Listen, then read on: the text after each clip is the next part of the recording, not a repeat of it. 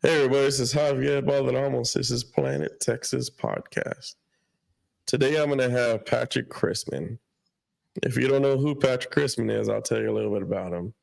He is the founder and owner of Austin Soul, which is the ultimate Frisbee Association here in Austin, the Frisbee team. How are you doing today, Mr. Christmas? Good. Thanks for having me on. No problem. So a lot of people are asking like, hey, where do you get to play this game? Where do you get to watch this? Where is it on? How do we get a hold of it? Yeah. Well, playing you can do anywhere. There's pickup games all over Austin, and even as a 40-year-old, I still play. But for the pro game, we play at the pitch in North Austin. So it's a purpose-built stadium by the Austin FC2 group, which is kind of their minor league. The MLS is minor league. And it's great. It's got about 1,000 seating, food, drink. So just really can kind of create that professional atmosphere, which, in the past, before it existed, we were at high school stadiums, which it's hard to do that. Now, what are some of the early challenges that you had when you were establishing the team? Yeah, I think, I started out 2016, I think, and it was, I think anyone starting a new business, the realization there's all these things you've never done before. And so there was kind of the actual specifics of getting a coach, getting players, doing marketing, social media, advertising. And then there's all these back end things of managing inventory, getting designs, doing your taxes, so there was a lot of different things that I was learning, and all at the same time, having a full-time job, it was, a side passion, not something I could dedicate myself to full-time. So what was it like when you sit in there and you're just like, I think I'm going to be part of this professional Frisbee team? Yeah, so the league started in 2012, and, I had been kind of a little bit out of the community for a couple of years. My kids were 2 or 3 years old. And so it was a period where I'd kind of, had to focus on them for a while. And as they start getting bigger, you start realizing that, oh yeah, I remember when I had hobbies and interests, and, ultimate was a passion of mine. And so when the pro league started, I was excited, and I bought into the Austin Rights right away in 2012, even though it took 4 more years before they kind of formed a South division for us to play in. So how do the players react? So there's thousands of players who play in Austin all the time anyway, and so really it was a chance for them to kind of have some of their expenses paid. A lot of the top club players are flying around the country on their own dime, and to actually have someone come and see you. A lot of your family members have never really seen you play, just because it's done in a tournament somewhere, which is a large soccer complex. And so, the pro venue to really focus on a stadium and, a fan-centric atmosphere, I think that was a big draw. In our first year, we're on Sports Center Top 10. And, that is suddenly that the players were really interested. So how has the team evolved since the beginning of 2016? Yeah, I think a lot of it's been me growing too. So, I was already, I've been in Austin for 20 years, and I kind of knew a lot of the ultimate people, and, they've helped me grow the business by having passionate people who are really good at video, have kind of taken over, the videography, and, we stream all of our games, and they do that. And there's, someone who manages social media. There's just being able to find passionate people to help out. I've also brought on other owners. So I realized after 4 or 5 years that I can't do it all myself, and kind of have a handful of other owners now that are kind of helping both financially and doing some of the back end work. So a lot of that is kind of the main business things that have changed. So what are the strategies you use to grow the fan base and promote the ultimate Frisbee team? Not just in Austin, but the actual franchise itself with the. Yeah. So the league, the Ultimate Frisbee Association manages kind of some high level strategies. And, we, of course, all the individual teams kind of are figuring it ourselves. And so there's 20 different markets, and we're all trying things and, sharing best practices. But, the reality is I don't know that anybody's completely figured it out yet. getting people out to live events is hard sometimes. And, Texas summer can be a detraction here. And in Austin, some cities you're competing with other sports. In Austin, it's more just, what bands, what nightlife, what other stuff. MLS has become a new addition to the town. So there's just a lot of other things going on all the time in Austin. Austin's quickly becoming a sports like hemisphere is what people. It wasn't for a while. All we really had was UT, but all of a sudden now we're getting everything under the sun is starting to come to Austin. Yeah, I mean, it's a big city. I would have expected earlier. Everything I've heard is that UT actively fought it for years. So, some of that is just kind of some change that's happening to our city over time. So how do you go about recruiting and retaining top talent for your team? Yeah, at this point, most of the league is fairly local in the sense of like we don't pay enough to really fly people in. That said, the first year we started, I expected Austin to be, kind of the powerhouse of Texas because that is where a lot of the top players play. And the Dallas owner did fly in, 7 or 8 of the top players from around the country so that he could win the championship. And he did. So that is a possibility, but most people are not willing to throw that kind of money in. So, locally, it's about tight connection to the UT pipeline. They're one of the stronger college programs in the country. And, I think a lot of the top players want to play. They want to see it. They want their friends and family to be able to see them. So I think local recruiting is easier. Some players around the country are willing to move just to play with us. Their friends or with the city they're really impressed with. We have players come tryouts from Columbia. So it's kind of gaining that like, oh yeah, I would actually fly or move to this city for a while to try out or to be with that team. So where do you actually have the tryouts here in Austin? Yeah, usually we'll do tryouts up at the Round Rock Multipurpose Complex just because it's a big complex, a lot of field space. We've done them at Westlake and other places as well, but you just kind of need enough space. We usually have about 100 people come and do a kind of variety of like your traditional combine of speed and other things, along with just a lot of Frisbee specific, drills and things to try to see who might be a difference maker. So what are the qualities that you look for in players and coaches? Yeah, for coaches, it's really, you kind of want someone dedicated and who is passionate about this. It takes a lot of time, and, having that commitment is really key. Players, it's similar too, in that, I think a lot of them are already passionate players who play all the time, but it's work. It's 2 or 3 days a week for practices or lifting or whatever else it is. And, then games, you're flying around the US every weekend. And so that can be 3 months of a grind. And so you got to really want it. You want athletic people. And that's really the pro model. It's a little bit bigger than what was in the club model in that it's a full football field to kind of fit the visible, what we're renting as stadiums. And so it looks better on a full football field. So there's a lot of space, and having very fast people is important. So you kind of see a lot of the players drifting towards that NFL receiver type of like 6'2", and 4'4" is kind of what you're looking for. You want someone fast and tall. So what are some of the players that you actually have that you're just like, that's going to be the star of the team? How do you know that? I mean, you don't necessarily know it until you kind of see them on the field. A lot of them are kind of close, and then, there's people who play big in big moments. And like Kyle Hankey has been one of our, big stars since he started. He was 18 or 19. And his first year, one of his first games, he's making SportsCenter top 10 with, an amazing game-winning goal right at the end. And he's made 2 or 3 others since then. But it's just like he is a player who wants it, who has that drive, kind of has the necessary athleticism, and then kind of combines it with just a, throw your body around in key moments to win a game for your team if you need to. So as the owner and founder, how do you feel like when you actually see yourself on, not you, but your team on ESPN or Fox Sports or any of these others? Yeah, it's kind of cool because on the one hand, you're like, wow, we've hit this huge stage. And on the other hand, like, I don't know how to grow from that, monetize it, do any of those things. I'm like, how can we harness this? Like, we're specifically in summer because the sports cycle is relatively low. Once you get through the end of NBA playoffs, you've got mostly baseball for 2 or 3 months.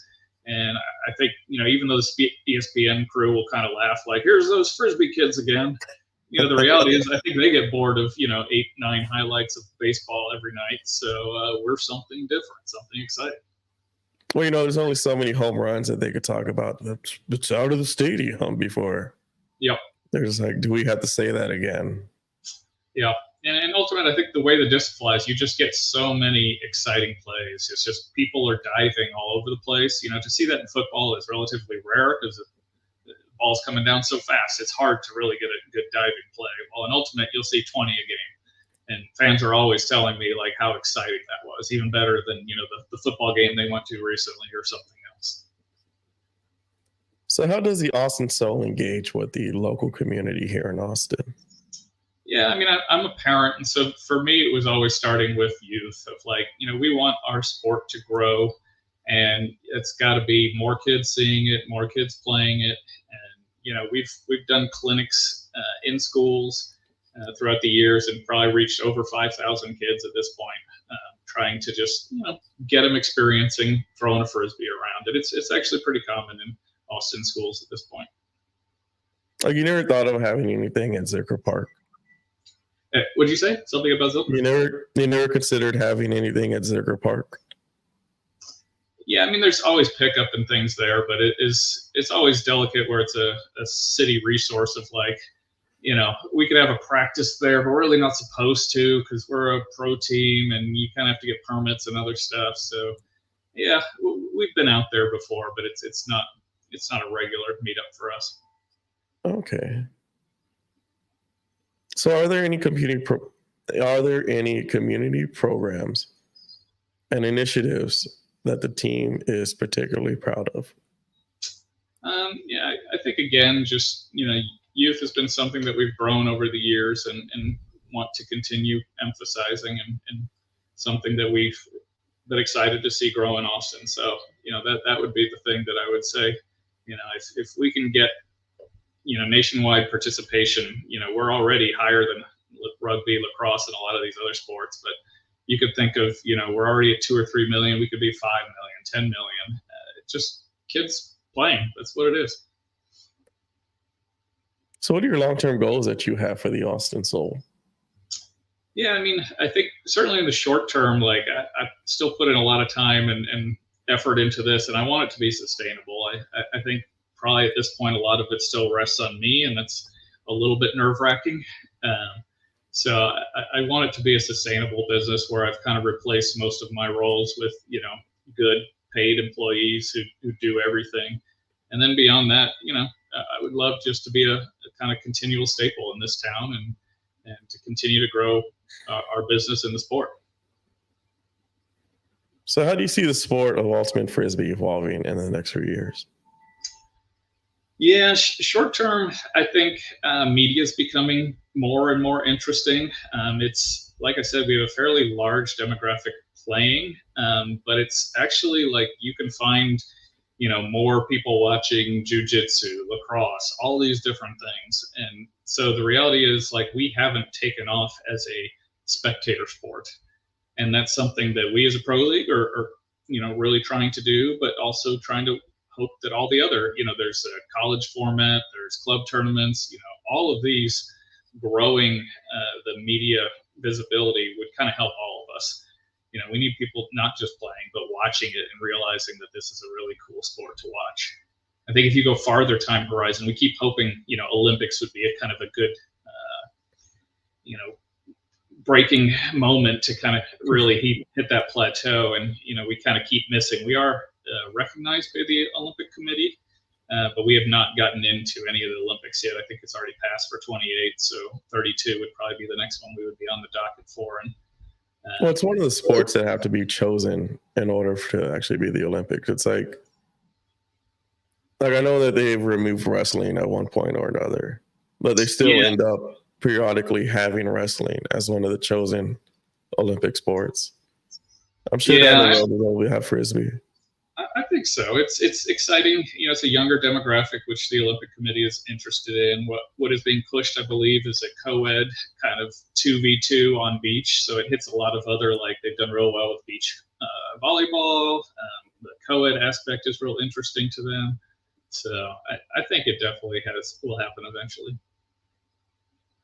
So what has been one of your most memorable moments in the Austin Soul so far? And I feel like it should be, making championship weekend last year, which was great. And it was the first time our team had kind of made the Final Four. But to be honest, I think a lot of it is just kind of all those years of work in between. Sometimes it's things like, we had a year where we ran out of budget and we drove 17 hours to Jacksonville, Florida for a game. And, the experience of that car ride, of that game going down to the final minutes, to one of our players getting ejected by terrible refs because he was telling them they were terrible refs, to after the game, him walking out with, the local team's T-shirt, grinning, and we won. And it was all just a big joke. And the whole experience of, things like that are probably more memorable. It would have made it better if you stopped at Buc-ee's. Yeah, and we stopped at a lot of places, both there and on the way back. But, those things become really memorable. You put time 17 hours. 17-hour drive. That's incredible. Yeah, I drove one of the vans. I was like, I hate to be someone who puts players in a position of like, yeah, you have to do this terrible thing. I'm going to stay home. So I drove one of the vans. You did the right thing. You did the right thing. You were the leader of the men and women of this franchise. Yeah. And how do you balance your role with the team and your personal life? Like, how does that work? Yeah, I struggled for years. I'm getting better. I'm not perfect. You're always kind of balancing, your home life and your work. And, there's juggling. And you're kind of always trying to figure out prioritization. I think to some extent I've let go of a few of the things that I would like to be able to do for the Soul, but I just don't have enough time to either get someone else to do, or sometimes they just don't happen. And then, as the kids have gotten older, I think it's been kind of a balance there of like, trying to do things that are meaningful and impactful while realizing, they're teenagers now and going to do a lot of their own time. So kind of that need is not there as much, other than as a driver right now, teaching my daughter to drive. So hopefully she's going to take over a lot of that responsibility soon. You got to put some tires off on the sides to make sure it's. Yeah. How does your kids think? What do the children think of Ultimate Frisbee? They grew up with it. So, our first games in 2016, they're 5 and 6 years old, and I get pictures of them just playing in the kids zone and running around barefoot, having fun at games. And so I think it's like all kids. You kind of grow up in some environment, and that's just natural to you. And they're like, always enjoy going to games. They went to championship weekend and missed, a day of school last year when we went. So, I bet they love that. Yeah, they did. They've always enjoyed kind of going to the games and seeing the atmosphere, and it's just kind of been part of life here. And when you go visit like schools and so forth, how do the children react seeing the players and everybody? It's cool. I think a lot of them, it's hard in PE classes, and I think coming in with a set like, hey, we're going to do this, we're going to play some games, they're usually pretty entertained. And particularly, we probably don't even get to full ultimate. We get to like 1v1 drills. Everybody loves that. Just throw a Frisbee and try to out jump your buddy, those types of things. Lots of little activities like that can be a lot of fun. And, we'll give out tickets and have them come to games. I think kind of that step is really the progression of like, oh, I've seen it. I've kind of thrown it. I saw the pros do it. Oh my God, that was really cool. Maybe I'll join a league. It's kind of a, progression you want to help these kids start. Do they understand that y'all are professionals? Professionals. I think a lot of people throw semi-pro around. The reality is everybody has a full-time job as well. So, I think it's cool. Everyone is inspired, particularly that we're a lot more approachable than, say, other sports. We'll do just signing and other stuff at the end of the game because, there's 500 people at our game, not, 15,000. So you can actually go and high five a player. It's just a lot more approachable. So, what advice would you give someone that's looking to start their own sports team? And it doesn't have to be ultimate frisbee. It could be, like somebody came across me and talk about card jutsu, and I'm like, what the hell is card jutsu? I had to Google card jutsu, and it's people fighting in a car, and they're like, I want to be a franchise owner, and I'm like, yeah. I mean, there are a lot more niche sports now. So, I mean, when I started up talking to, the minor league teams in town, and, minor league baseball teams, 150 million. So, the reality of like card jitsu is probably a lot more likely, just like ultimate frisbee. And I think what you want to do is I think what we've done pretty well is you find your community and you embrace it. Who are the ultimate players, or who are the card jitsu fans who are already super dedicated to this, and you can kind of get people to help you get it started at the same time as people who might be that fan or might be that marketing of like telling their friends of like, have you seen this is crazy. Yeah, well, the only reason I use that as the example is because I had some random person come up to me literally, and they're just like, hey, I'm going to start this team. And I'm like, all right, cool. What are you going to do? And he's like, card jutsu. I'm like, what the hell is card jutsu? And he's like, well, they sit in the car and they start fighting like in the action movies. And I'm like, are you serious? That's a thing? And then I had to like look it up. And I was like, it sure as hell is a real thing. Like they are fighting in a car. Yeah. I mean, not jiu-jitsu, the Quidditch, that came up. Like they've approached me. There's a pro Quidditch circuit. Yeah. And, I've seen them play a little bit. It's just, there's lots of little things like that kind of popping up. So what has been your biggest inspiration in the world of sports, if you don't mind me asking that? Yeah, I don't know. I was thinking about that, and I grew up maybe watching Michael Jordan. He was the thing when I was growing up.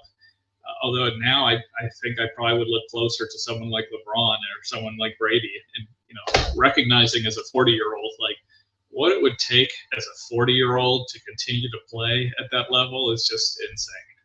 And so, as someone dealing with aging and not really being able to play at the level I used to, it's inspiring to watch these guys who are, amazing players and, have also continued outside of their sport to kind of grow themselves as a business and their own brand. So they're pretty impressive. Well, the big argument, the forever argument, I call it, is Michael versus LeBron. Like, who's better? Yeah, I mean, they did different things. So. Yeah. I think we all wish that Michael would have just kept playing for a few more years. I'm sure he could have if he wanted to. He did. He came back and played years later. It was always strange, but it was strange to see him as a Wizard, I could tell you that. Yeah. So do you have anything else before we leave off that you wanted to add? No, I mean, I think I always encourage people to come out and try it. I mean, that's, I think, what Austin does well is kind of niche, fun things. I've been out to the roller derby, and you're like, wow, that was fun. And, you come out to Ultimate. That was fun. There's lots of fun things you can do in Austin, and we hope to be a regular one of those. So for a lot of people, they can watch the Austin Soul at the Pitch. Now, the Pitch is located at 13,000 Harris Woods Drive, Austin, Texas. And it's called The Pitch. Like literally The Pitch. Yeah, it's a cool venue. Yeah. All right, sir. Thank you so much. Hey, thank you for having me on. Have a good day. Yes, sir.